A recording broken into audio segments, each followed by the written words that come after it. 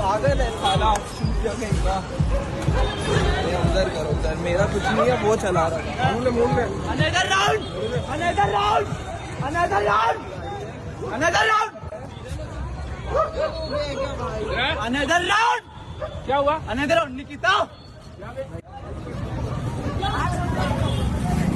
Guys welcome back to sinful reactions. तो अभी तक तो आप लोगों को इस पूरे इंसिडेंट के बारे में पता चल ही गया होगा, लेकिन मैं शॉर्ट में ब्रीफ दे देती हूँ। और इस इंसिडेंट के ऊपर मैं डिटेल में बात करूँगी क्योंकि मैं खुद वडोदरा से बिलोंग करती हूँ। मेरा पूरा स्कूलिंग और पूरा जो कॉलेज है वो सारा कुछ मैंने वडोदरा से ही किया, तो मुझे बहुत अच्छे से पता है वडोदरा के बारे में। तो स्टार्ट करते हैं। तो ये जो लड़का है रक्षित चौरसिया, ये कार को ड्राइव करता है, बाजू में इसका दोस्त बैठा होता है और इतना ज़्यादा फास्ट ड्राइव करता है, कम से कम 120 से भी ज़्यादा स्पीड होगी इसकी कार की। तभी आप लोग देख रहे हो जो डैमेज इसकी कार को कॉज हुआ है, मतलब जो बोनेट का पूरा डिस्ट्रक्शन हुआ है, कांच टूटे हुए हैं और एक लेडी का ऑन द स्पॉट डेथ हो गया, साथ में 7 जितने लोगों को क्रिटिकली इसने इंजर्ड कर दिया है।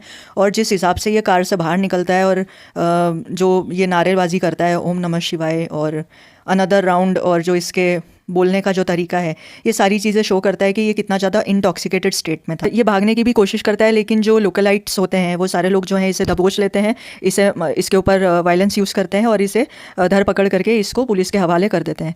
और जब पुलिस के हवाले कर देते हैं, इसका थोड़ा नशा कम होता है, तब इसे याद आता है कि क्या हुआ था, तभी अपनी स्टोरी नरेट करता है। राइट एंड का स्पेस था, उस टाइम एक स्कूटी थी और एक कार था। उसके बाद जैसे ही हम लोग अंदर घुसे, कार छू गई और एयरबैग खुल गया। जैसे एयरबैग खुला, कुछ आगे का दिखा नहीं और गाड़ी अपने आप ही धीरे हो गई।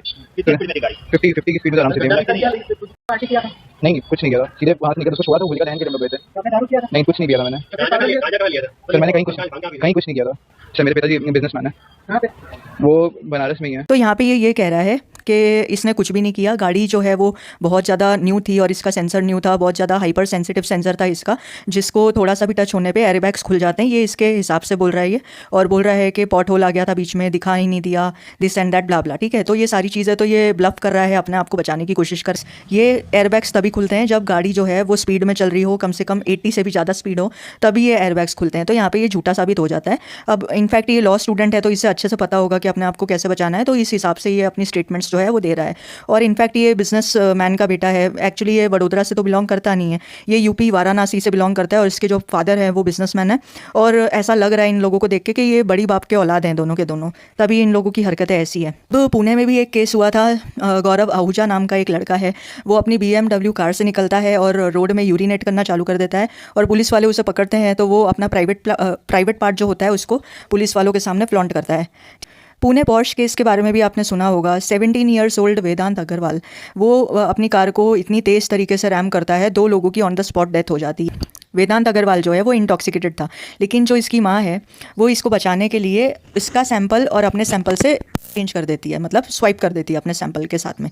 तो जिस वजह से इसके ब्लड रिपोर्ट में कुछ भी अल्कोहल के ट्रेसेस ना मिल सके और पुलिस वालों को ये ब्राइब करने की कोशिश करते हैं। लेकिन सोशल मीडिया के ज़माने में ये सारे इंसिडेंट जब हाईलाइट होते हैं ना, सोशल मीडिया की वजह से ही ये सारी चीज़ें जो हैं जल्दी केसेस जो हैं वो क्लोज नहीं होते। अभी भी जो पुणे पॉर्श केस है वो अभी भी कोर्ट में उसकी हियरिंग्स होती है, अभी भी मामला चल रहा है।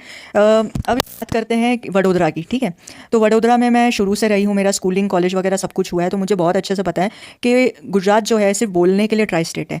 अगर किसी बंदे का कुछ जुगाड़ हो ना, अगर उसे कुछ अल्कोहल चाहिए या उसे मारुआना चाहिए, MDMA चाहिए, कुछ भी चाहिए, तो ये सारी चीज़ों के लिए बस जुगाड़ होना ज़रूरी होता है। जुगाड़ के थ्रू ये सारी चीज़ों का एक्सेस आपको मिल सकता है। और ऐसा भी नहीं है कि पुलिस वालों को पता नहीं है, पुलिस वालों को भी पता है कि कौन से अड्डे हैं। जब पुलिस वालों के पास में मंथली बेसिस पे या क्वार्टरली बेसिस पे जो रिपोर्ट्स देनी होती है अपने सीनियर ऑफिसर्स को, जब इनके ऊपर गाज गिरती है ना कि तुमने इतने महीने में कितने केसेस सॉल्व किए, तब जाके ये लोग थोड़े बहुत ड्रग पेडलर्स को पकड़ लेते हैं और दिखा देते हैं, देखो हमने तो इतने लोगों को पकड़ लिया है। लेकिन गुजरात में तो ये होता है। दावे के साथ बोल रही हूँ मैं, क्योंकि मैं गुजरात से ही बिलोंग करती हूँ। तो ये सारी चीज़ें जो है वो अंडर द टेबल चलती है। और अगर गुजरात को छोड़ दें तो बहुत सारी ऐसी स्टेट्स हैं जैसे कि यूपी, उत्तराखंड, दिल्ली, मुंबई, हर एक जगह, बेंगलोर, हर एक जगह ये सारी चीज़ें मिल रही है। और ये सारी चीज़ें जो है ये यूथ को इतना ज़्यादा अट्रैक्ट करती है, क्योंकि आप लोग देखते हो कि नेटफ्लिक्स और जितनी भी मूवीज़ हैं, है ना, उन सारी मूवीज़ में ये सारी चीज़ों को इतना ज़्यादा ग्लैमराइज किया जाता है। तो कहीं ना कहीं जो यंगस्टर्स होते हैं उनको लगता है कि ये सारी चीज़ें कंज्यूम करना बहुत ज़्यादा कूल है। अब ये सारे लोग जो है पीयर प्रेशर या अपने आप को कूल दिखने के लिए ये सारी चीज़ें स्टार्ट करते हैं। जो सबसे पहली चीज़ जो ये लोग स्टार्ट करते हैं वो वीड होती है, मारुआना। क्योंकि जो मारुआना होता है वो गेटवे ड्रग है। मारुआना एक बार चख लिया तो उसके बाद में आप हशीश चखोगे, हशीश पीने लग जाओगे, फिर उसके बाद में आप अल्कोहल पियोगे। तो ये सारी चीज़ें जो हैं टर्न बाय टर्न जो है कोई भी बंदा जो है इसको ट्राई करने लग जाता है। अब बात करते हैं कि ये सारी इंसिडेंट्स जो हैं इतने ज़्यादा बढ़ कैसे रहे हैं। क्या ये हमारे सिस्टम की नाकामी है, या जो हमारे कंट्री का लॉ सिस्टम है इतना ज़्यादा वीक है कि किसी भी इंसान में लॉ को तोड़ने का कोई डर नहीं है, या तो जो केसेस हमारे जितने पेंडिंग है या जिस हिसाब से लॉ मशीनरी काम करती है उस हिसाब से लोगों को डर ही नहीं है। उनको ऐसा लगता है अरे क्या होगा, जो हमारा करप्शन इतना ज़्यादा है यहाँ पे कि मतलब पैसे देंगे और छूट जाएंगे, ऐसा लोगों को लगता है। और यही सारी चीज़ें हैं। और प्लस जो अपब्रिंगिंग है, अपब्रिंगिंग भी बहुत ज़्यादा ख़राब है, क्योंकि जितने भी मैंने इतने केस देख लिए हैं इन सारे केसेस में एक चीज़ कॉमन है कि ये सारे रिच ब्रैट्स थे, सारे बड़ी बाप के औलाद थे। तो जितने भी पैसे वाले होते हैं ना, इन लोगों को मतलब अपने बच्चों को अच्छे से पालना पोसना आता नहीं है, अच्छे से अपब्रिंगिंग देना नहीं आता। ये लोग क्या करते हैं, अपने बच्चों को अच्छी चीज़ें ले लेके देते हैं, पैम्पर करते रहते हैं, और इन चीज़ों में ये लोग इतना बिगाड़ देते हैं अपने बच्चों को कि ये अच्छे संस्कार देना भूल जाते हैं। तो ये चीज़ें भी हैं। अभी मैं इंस्टाग्राम स्क्रॉल कर रही थी तो मुझे एक और चीज़ सामने आई मेरे। 12 साल का जो बच्चा है वो कार ड्राइव कर रहा है और उसके पीछे बहुत सारे बच्चे बैठे हुए हैं। अब ये क्लैरिफिकेशन नहीं है कि ये स्कूल वैन थी या क्या था, लेकिन ये सारी चीज़ें जो है सोशल मीडिया पे अभी सर्कुलेट हो रही है। मतलब इतनी सारी चीज़ें हो रही है। ये क्या शो करता है, वो यही शो करता है कि जो हमारे कंट्री का लॉ एंड ऑर्डर है इतना ज़्यादा ट्विस्टेड है और इतना ज़्यादा स्लो है कि यहाँ पे लोगों के मन में ना लॉ का कोई डर ही नहीं है। उनको ऐसा लगता है अरे क्या होगा, ज़्यादा से ज़्यादा खाली एक केस हो जाएगा, हम पैसे देके छूट जाएंगे। ये माइंडसेट हो गया है और ये माइंडसेट्स की वजह से ही ये सारे इंसिडेंट्स होते हैं।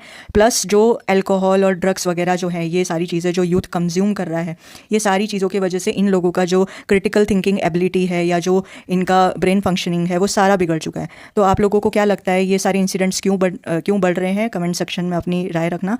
चैनल पे नए हो तो सब्सक्राइब करना, वीडियो पसंद आए तो लाइक करना। मिलते हैं नेक्स्ट वीडियो में, तब तक के लिए बाय, टेक केयर।